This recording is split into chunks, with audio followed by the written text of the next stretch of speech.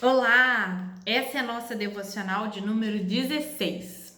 Hoje nós vamos ler Romanos 3, do verso 9 até o verso 20. Vamos à leitura. Que se conclui? Temos nós qualquer vantagem? Não, de forma nenhuma. Pois já temos demonstrado que todos, tanto judeus como gregos, estão debaixo do pecado. Como está escrito, não há justo, nenhum sequer. Não há quem entenda, não há quem busque a Deus. Todos se extraviaram, a uma se fizeram inúteis. Não há quem faça o bem, não há nenhum sequer. A garganta deles é sepulcro aberto, com a língua urdem engano, veneno de víbora está nos seus lábios. A boca eles a têm cheiro de maldição e de amargura.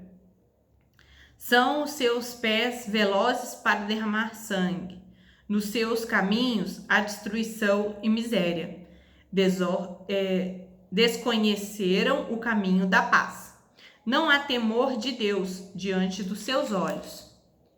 Ora, sabemos que tudo que a lei diz aos que vivem na lei, o diz para que se cale toda a boca e todo mundo seja culpável perante Deus, visto que ninguém será justificado diante de Deus por obras da lei, em razão de que pela lei vem o pleno conhecimento do pecado.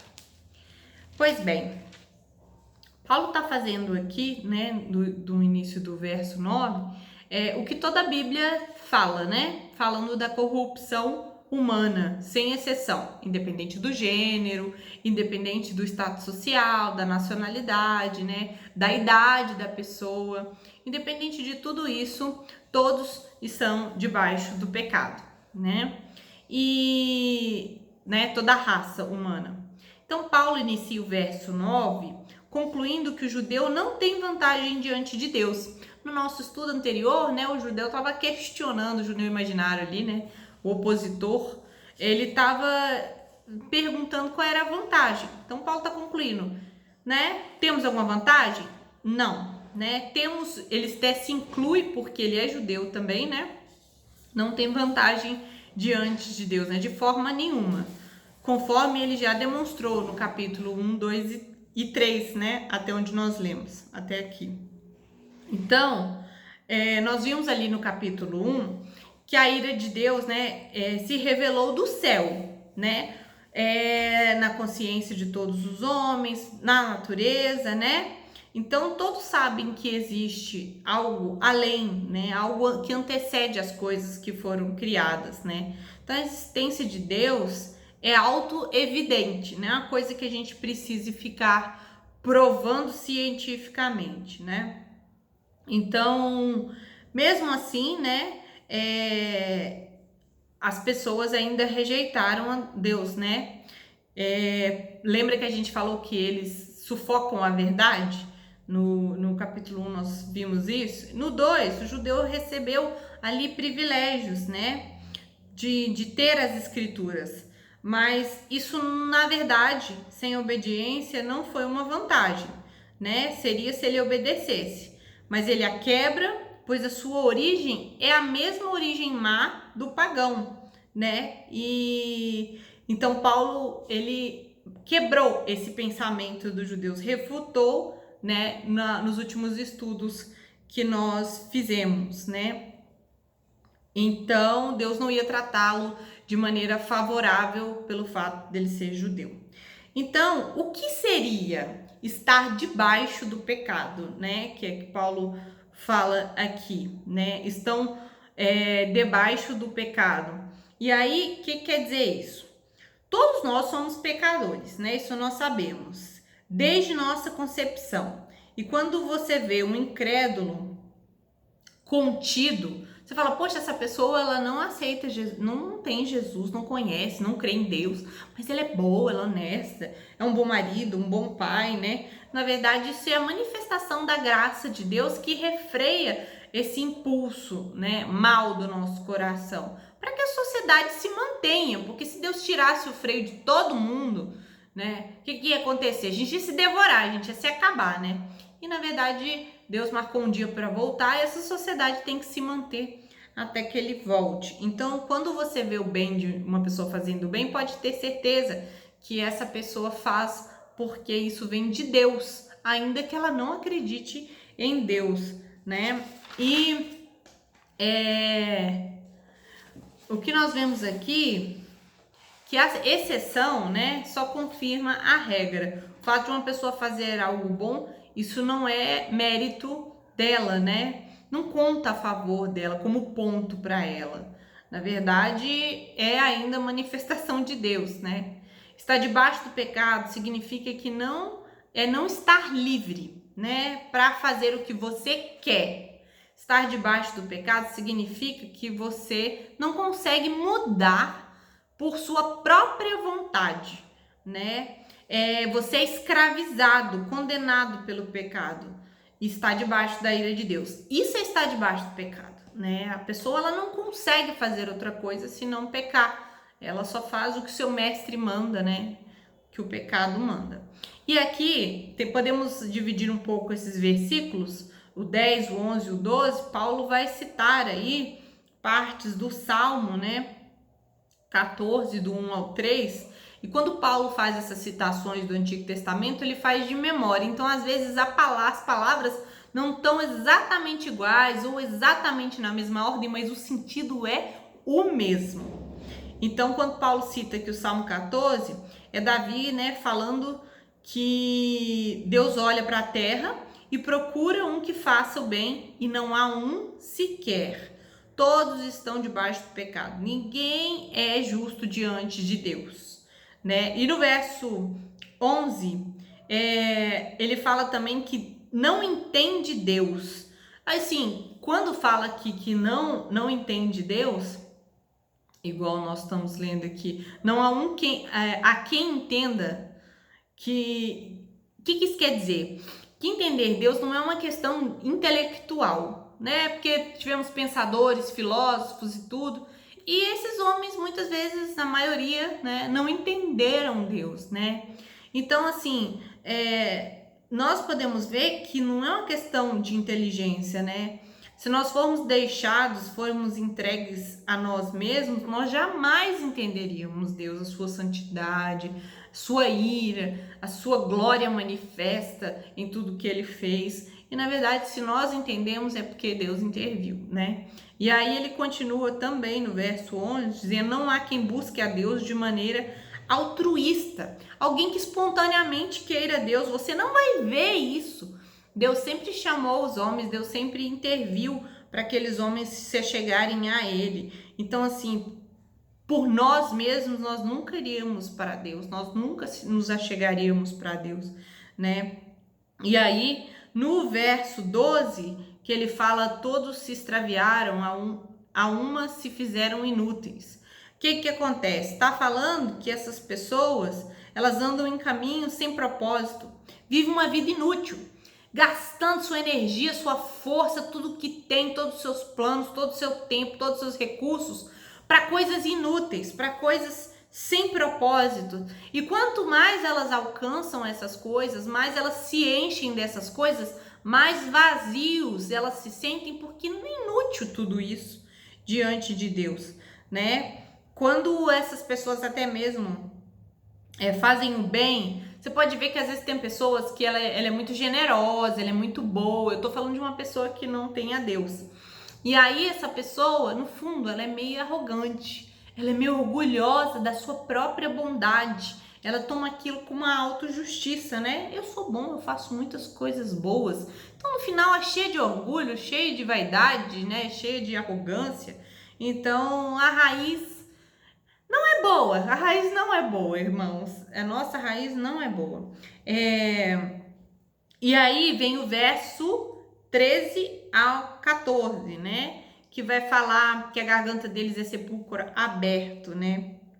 E aí, quando Paulo cita isso, né? Nos versos 13 e 14, ele está citando Salmos 5, 9, né? O que somos capazes, né, de fazer com as nossas palavras, que ali nós falamos sobre o relacionamento com Deus, aqui Paulo está falando que como o pecado afeta o nosso relacionamento também com as pessoas. Então assim, se com Deus eu não entendo, eu não o busco, né? Por outro lado, com as pessoas, a nossa garganta, né? O que sai da nossa garganta são palavras, palavras más, sabe? Capazes de fazer mal, né? O cheiro de morte, né? Nossas palavras destroem, né?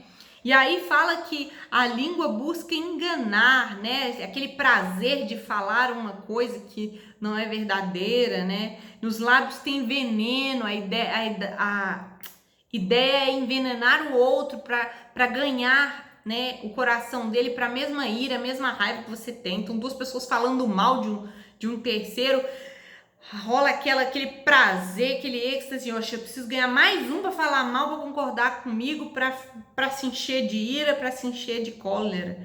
E no verso 14, né, que tá falando a boca, eles são cheias de maldição e de amargura, tá no Salmos 10, né?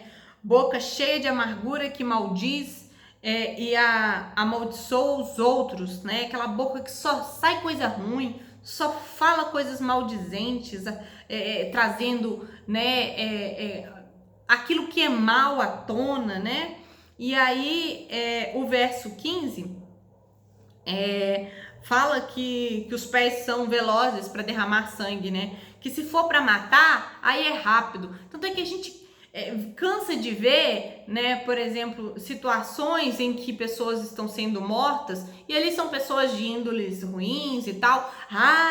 Tem que morrer mesmo, né? Tem que matar mesmo. Então, assim, a gente se apressa em querer condenar, em matar, enfim, em ver sangue sendo derramado, né? Então, a velocidade, né? É uma pressa em que isso aconteça. No verso 16, né, que diz, nos seus caminhos a destruição e miséria, né?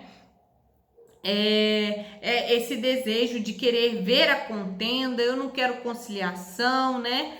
Eu não quero ver nada tranquilo, eu quero ver o negócio pegando fogo, eu gosto de jogar lenha na fogueira e é isso aí que eu quero, né? Então, para quanto mais o caminho for cheio de destruição e miséria, né, melhor.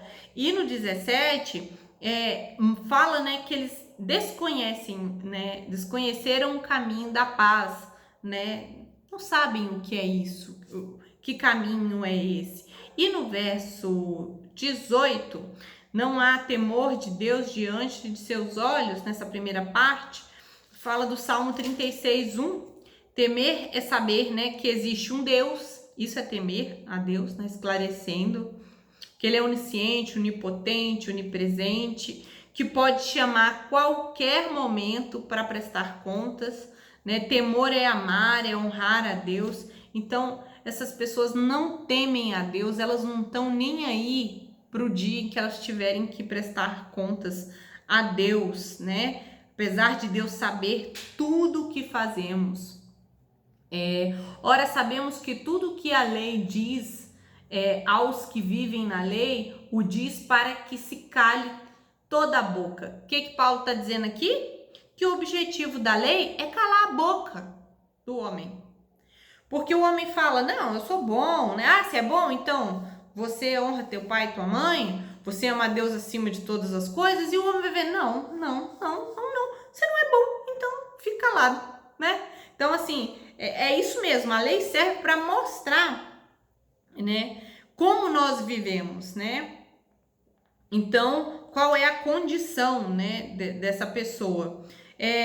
Aí, continuando aqui, e todo mundo seja culpável perante Deus.